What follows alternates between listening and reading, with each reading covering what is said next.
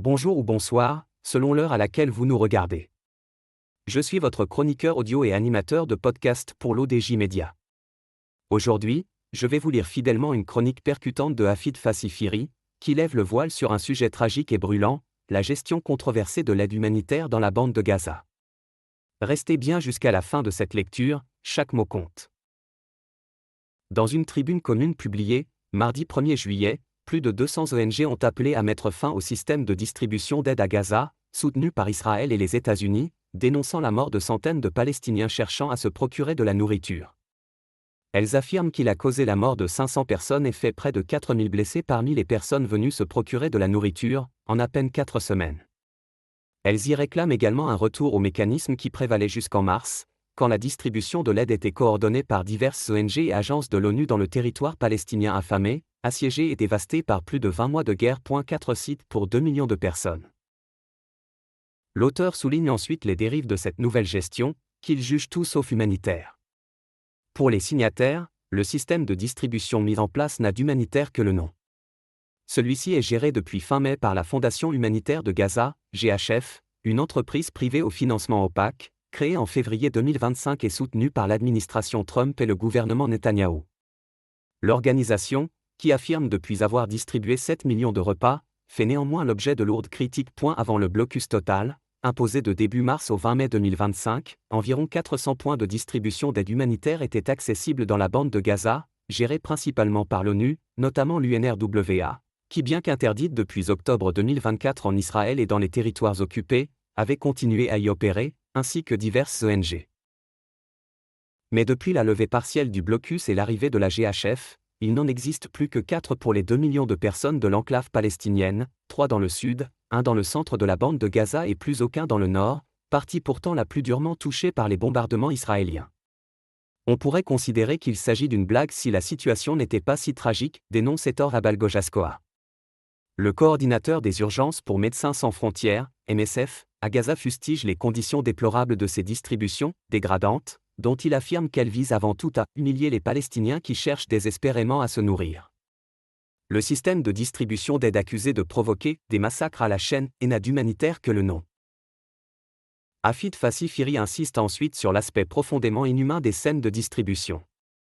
Les ONG déplorent les conditions extrêmement difficiles d'accès aux sites de distribution, localisés dans des zones militarisées contrôlées par Israël. Ils sont accessibles uniquement en coordination stricte avec l'armée israélienne, ce que le citoyen lambda n'a pas la possibilité de faire, déplore Chris Mcintosh, conseiller auprès d'Oxfam à Gaza. Seules des routes spécifiques permettent d'accéder à ces points d'approvisionnement, parfois difficiles à identifier dans le chaos de destruction, d'autant plus que la plupart des distributions ont lieu la nuit, sans annonce préalable, fustige le représentant de MSF Ettore Abalgojaskoa. Une fois sur place, il faut attendre des heures pour espérer obtenir du pain ou de la farine et le résultat est loin d'être garanti car il n'y a pas de véritable distribution, explique Budur Hassan. D'Amnesty International, chacun se sert, les gens se poussent, explique-t-il. Une description corroborée par Rachel Cummings de Save the Children, nous avons vu des gens revenir de ces distributions, certains ramenant un sac de farine, d'autres une large boîte. Tout ce sur quoi ils ont pu mettre la main, explique-t-elle. Certains de ces produits finissent en vente sur de petits stands à des prix exorbitants. Depuis que la Fondation humanitaire de Gaza gère les distributions, ces opérations ont donné lieu à des scènes chaotiques, qualifiées par certains témoins de massacres. Il ne s'agit pas d'un problème de coordination mais d'un piège mortel, accuse Busra Khalid, de l'organisation Oxfam, reprenant les mots du patron de l'UNRWA Philippe Lazzarini. En moins de 4 semaines, plus de 500 Palestiniens ont été tués et près de 4000 blessés simplement en essayant d'accéder à de la nourriture ou de la distribuer, dénoncent les ONG dans leur tribune. L'auteur revient enfin sur le discours officiel israélien, qu'il confronte aux accusations des ONG. L'armée israélienne avait bien entendu démenti la semaine dernière une enquête publiée par le journal de gauche Haaretz citant des soldats israéliens qui disent avoir reçu l'ordre de tirer sur des civils près des centres d'aide. Elle a dit opérer pour permettre et faciliter la distribution de l'aide humanitaire, par la GHF et pour sécuriser les routes menant aux centres de distribution, afin que l'aide parvienne aux civils plutôt qu'au Hamas. Depuis des années, Benjamin Netanyahou dénonce le détournement systématique de l'aide par le Hamas, mouvement islamiste palestinien au pouvoir à Gaza, ce que démentent catégoriquement les ONG. Elles affirment au contraire avoir l'expertise nécessaire pour venir efficacement en aide aux civils et réclament la fin des programmes d'aide militarisés qui violent le droit international.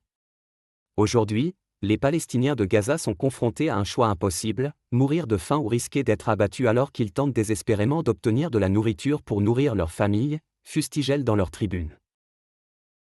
Merci de nous avoir suivis jusqu'à la fin de cette chronique percutante de Hafid Fassifiri. J'espère avoir respecté à la lettre les propos de l'auteur, mot, pour en préserver la force et la vérité. Restez connectés à l'ODJ Média pour nos prochaines lectures fidèles et engagées. À très bientôt pour une nouvelle chronique.